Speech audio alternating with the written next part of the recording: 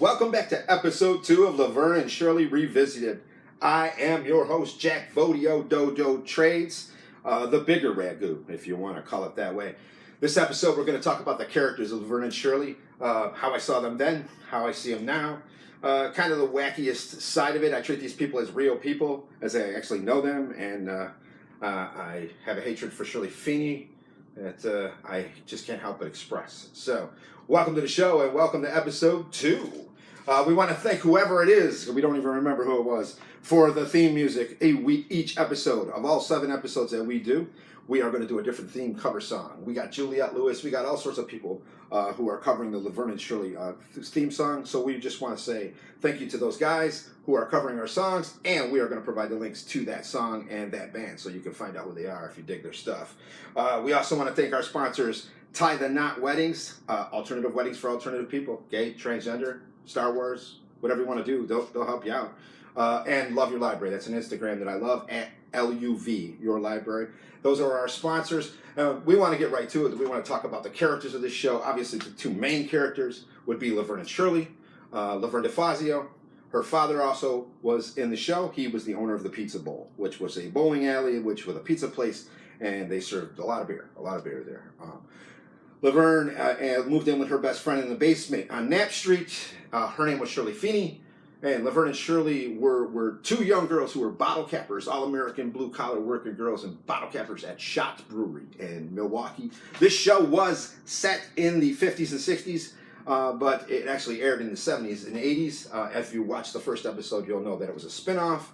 But Laverne was the tougher of the 2. Shirley was a little bit whinier. Shirley was a little bit more demure. She wasn't as tough as Laverne. Laverne actually got in fist fights. She had an arch nemesis, Big Rosie Greenbaum. Laverne didn't take no snot. If you gave her any guff, she definitely gave you one back. You got a knuckle sandwich right back in the face. Her and Shirley actually had a bunch of fights. They actually fought over a guy one time. Shirley bit the hair out of Laverne bit the hair out of Shirley. It was amazing. Many times Laverne would scrap it up with the boys, scrap it up with the girls. She didn't care. She was a tough cookie and didn't mess around. Both girls were always looking for love, always looking to grab the brass ring. They never seemed to be able to do so, you know. Shirley Feeney, she was another girl. So it was weird. Shirley had a Brooklyn accent, super Brooklyn thick accent in the beginning, in the very first couple episodes. Lost the accent completely, became a different person. You know, that's why I don't like Shirley. I don't like Shirley because, one, she always acted like she was better than everybody else, okay? And she would always give Laverne crap about stuff that she didn't need to give her about. And 2 is she was so nasty to that guy, Carmine Ragusa, the big ragu, Carmine Ragusa. He never got it. He dated her forever. She kissed him. She would make out with him. Every episode, he was taking a cold shower and he was going home with a set of blue, you know what. And that's not fair. I think Shirley Feeney was a mean person. And then at the very end, she ended up meeting this doctor, and because she's so shallow and she always wanted a doctor, she married this doctor. We've never seen him on camera. We've never seen his face. But she left the episode. She got knocked up and she was gone. So it just shows what kind of a shallow person she was. And she could have at least gave it to Carmine. When they moved to California, the guy changed his whole life, and she just never gave it to him. So F them. F Shirley Feeney. Actually, our email is shirleyfeeneysucks@gmail.com. So if you want to email us, it's easy to remember. Let's talk about Frank. Frank DeFazio was Laverne's dad. He owned the Pizza Bowl. And, I never understood it when I was 9 watching this show. Like, why is this guy yelling all the time? He screams all the time. And then I lived with Italians for a few years, and I get it. I totally get it now. But still, he always seemed like he was very angry, but he really loved Laverne, and it was a lot of fun. Frank was the only one who couldn't sing and dance. Frank never sang and danced, and that will be an important one in the next episode when we talk about music and the different talent. Everybody seemed to have this amazing talent. Frank was the only one who didn't. Now, he did do a ventriloquist act one time, but other than that, he was the only one who didn't. Everybody else could sing and act. Frank ended up marrying Edna Babish. Edna Babish was the landlord of the house of Laverne and Shirley. She was also the landlord of Lenny and Squiggy. We will talk about them in a minute, but I have a whole show to dedicate to Lenny and Squiggy. But Edna Babish was the landlord. She was a good-looking woman, but she could dance and she could sing, and she was very talented. And she had a few husbands. She had a back storyline, and all that. But she ended up marrying Frank. And in the last season, they didn't in real life, they didn't expect to do a season 8. So the lady who played Edna, Betty Garrett, she said, I'm not committed. I'm going to go do something else, because she didn't think that they were going to do a season 8. So when they did a season 8, they had to write Edna Babish out. So they wrote her out as just leaving Frank. She just left him. No explanation. Done. You know what I mean? So that was kind of a weird send-off. I go back, I'm trying to find season 8. When I find season 8 and I start watching them again, I want to see how they handled that, because it's going to be very interesting. Carmine Ragusa, the big ragu. Here was a guy. This guy was a great character, because that character in that time frame, he was a dancer, but he was a tough guy. He was a good-looking guy. He was a good singer. But they made him a Golden Gloves boxing champion. And the reason they did that, I know the reason they did that, is because they knew they couldn't get a dancer and a singer over.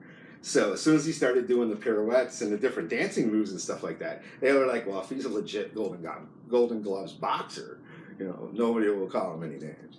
So that's why I think they did that. But that guy, Eddie Mecca, who played him, it was actually showed up on Always Sunny in Philadelphia not too long ago, and I popped real hard when I saw him, because who doesn't love the big ragu?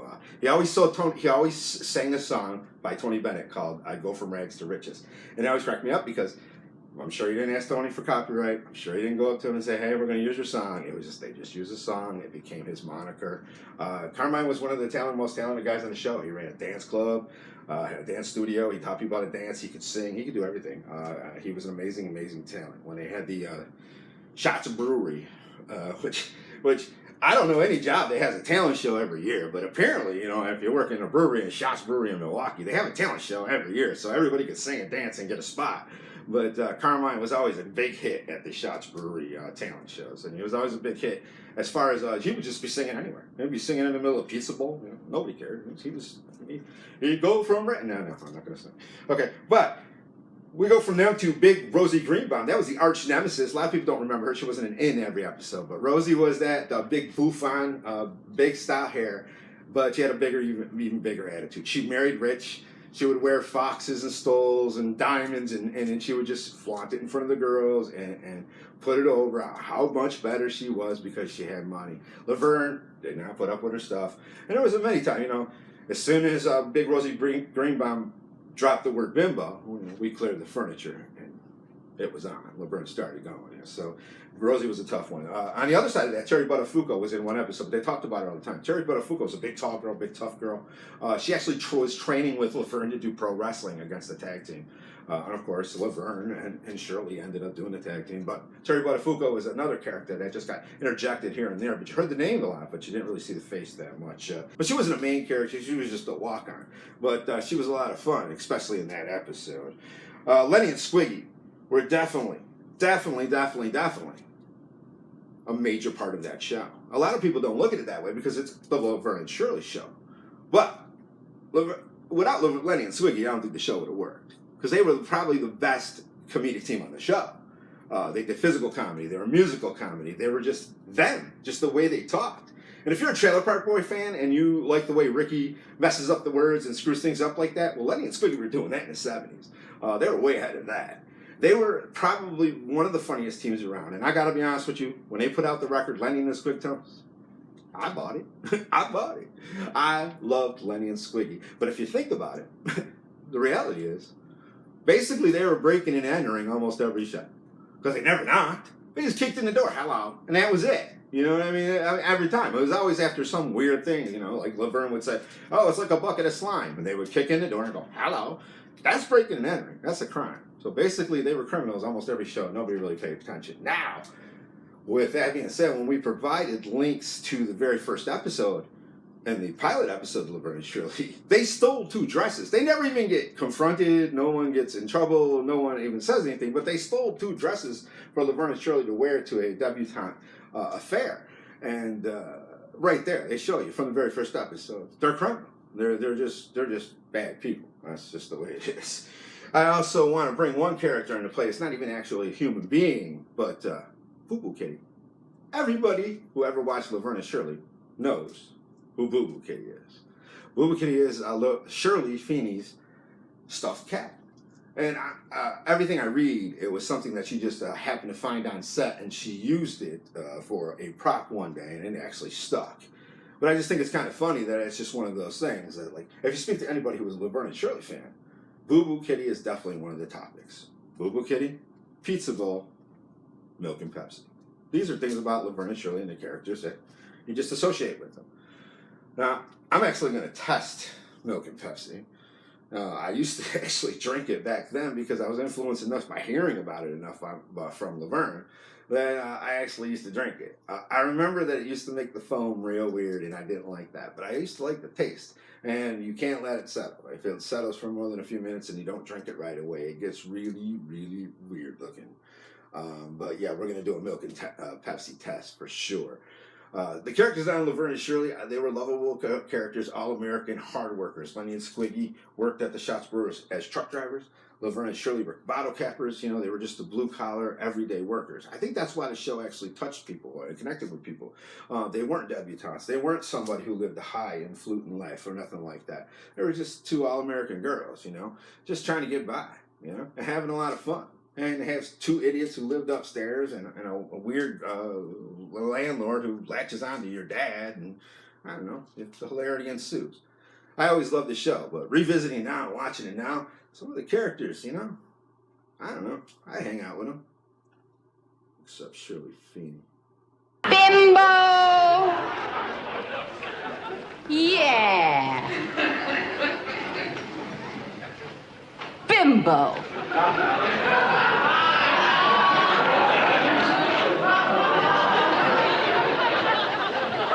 Excuse me.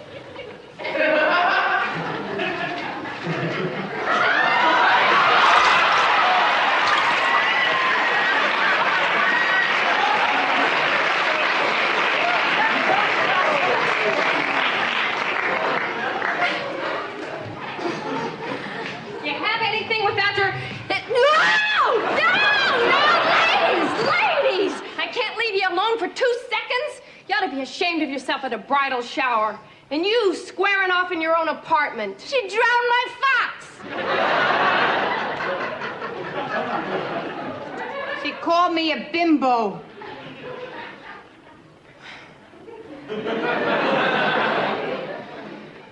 All right, clear the room, move the couch back, pick up the gifts, all the breakables. How you doing? Okay, honey. You look like a real queen, Laverne.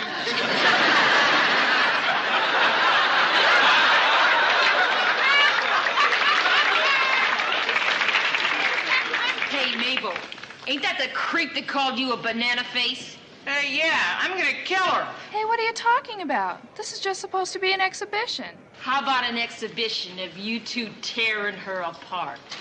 Hey, DeFazio, show 'em what you're made of.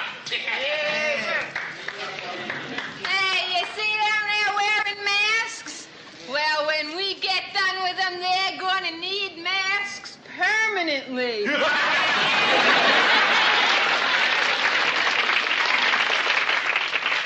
hold on to this. Hey, that was a pretty good one, huh? Yeah, well, I got another good one. Hey, I remember you. You're banana face. Oh, you're a professional wrestler. How nice. Getting late. Where are those girls? At the Bloom Pop, it will be 7 o'clock. You would have made a great time, lady. Yeah, Got any tens? go fish. Gee, Mr. DeFazio was very calm. Why can't Laverne be like that? Shirley is.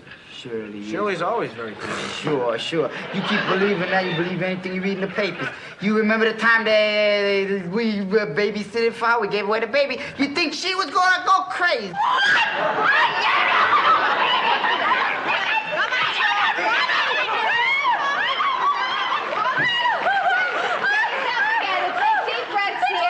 I know. Just calm down. We got to remain very calm about this.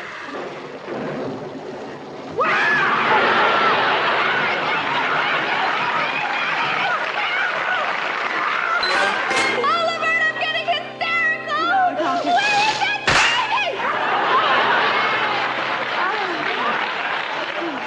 Thank you. You hit me. I'm sorry. I was trying to get a grip on myself. I'm calling the police.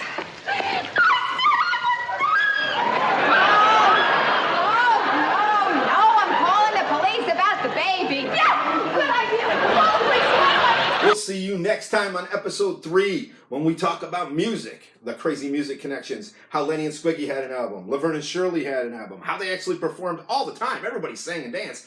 Everybody sang and danced. How Shirley actually was a good singer. Even though I don't like her, she was a good singer. I gotta say it.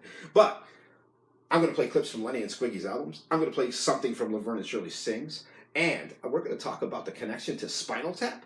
We're gonna talk about the connection to Kiss, and we're gonna talk about the connection to The Simpsons.